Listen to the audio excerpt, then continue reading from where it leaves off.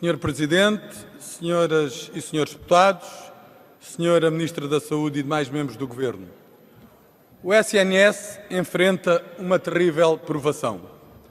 Vítima de um governo cuja opção, tão deliberada como perniciosa, consistiu em abdicar de investir em equipamentos, ignorar o crescimento brutal de listas de espera, render-se a indicadores de oferta assistencial que colocam em causa a dignidade humana e o mais elementar acesso à saúde, sofre o risco, como Correia de Campos, sim, Correia de Campos, o ex-ministro de Governos do Partido Socialista assinalou, de se tornar uma caricatura por comparação ao que os seus pais fundadores sonharam.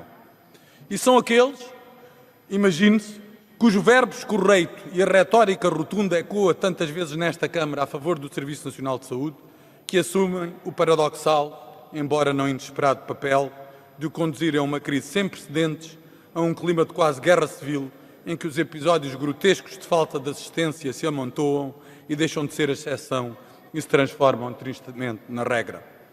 Esta falência penaliza sempre os mais pobres, os mais frágeis, os mais idosos. De que serve alguém oferir mais 10 ou 15 euros por mês quando o seu bem mais precioso, a saúde, é posta de lado por uma consulta que, em muitos casos, demasiados casos, demora um ano ou mais a ter lugar? Ou uma cirurgia que não respeita os tempos máximos garantidos, o que se paga em forma de sofrimento e em vidas, num quadro que todos os dias se repete e agrava, a todos repugna, mas cuja repetição incessante o torna no novo normal. E esses, os mais frágeis, os mais pobres, não podem acorrer ao privado, não se podem salvar do dilúvio e, em silêncio, são expoliados dos seus direitos, vilipendiados na sua dignidade, derrotados na sua luta, sem sequer poder combater por si ou pelos seus. Que dignidade humana resiste?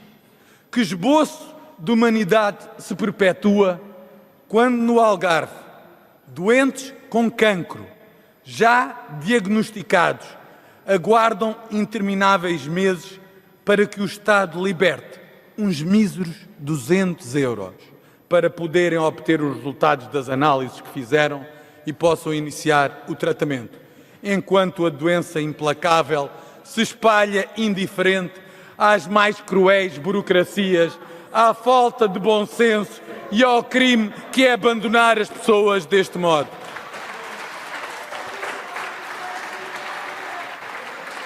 Que dignidade humana resiste quando, já prostrados, os responsáveis reconhecem que durante meses o equipamento de radioterapia do São João se avariava quase diariamente, seguramente adiando milhares de tratamentos e diminuindo a esperança de vida desses doentes.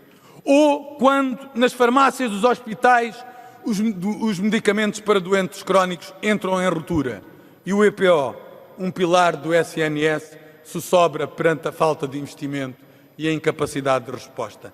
Este é o retrato fiel, porém sinistro, da cruel desumanização do SNS, que arrasta famílias inteiras para gritos de desespero e dor por não poderem dar aos seus um tratamento condigno.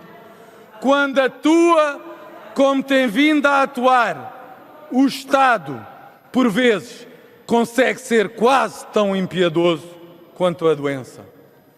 Senhor Presidente, senhoras e senhores deputados, quem o diz não é o PSD. É o Tribunal de Contas quando denuncia a degradação do acesso dos doentes às consultas e cirurgias. É a entidade reguladora da saúde que ainda este mês divulgou um relatório no qual conclui que os tempos de espera para consultas e cirurgias no SNS não pararam de aumentar. A ideologia vence a realidade aqui dentro, mas perde lá fora.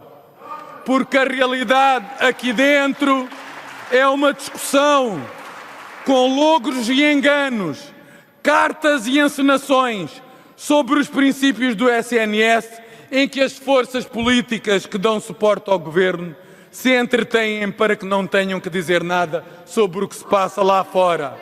Lá fora é a vida real. Não interessa se público ou privado.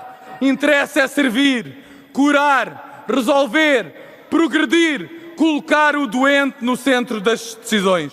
Tudo o que o Governo e essa maioria não têm feito.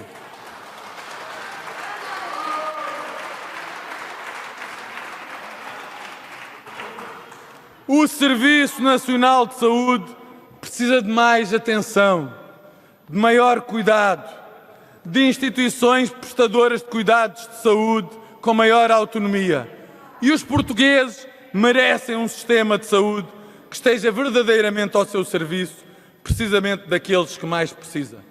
O PSD defende um sistema de saúde inclusivo, completo, em que as pessoas sejam verdadeiramente o centro das políticas de saúde.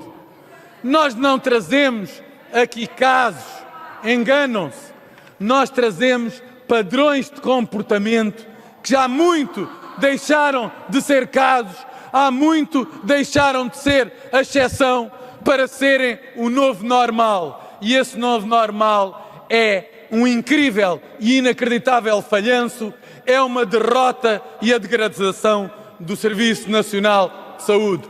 Esperamos que os senhores vejam a luz. Nós acreditamos num serviço mais inclusivo, que sirva a todos. É isso que os portugueses esperam de nós, sim, mas seguramente de quem governa e daqueles que apoiam o Governo. Muito obrigado.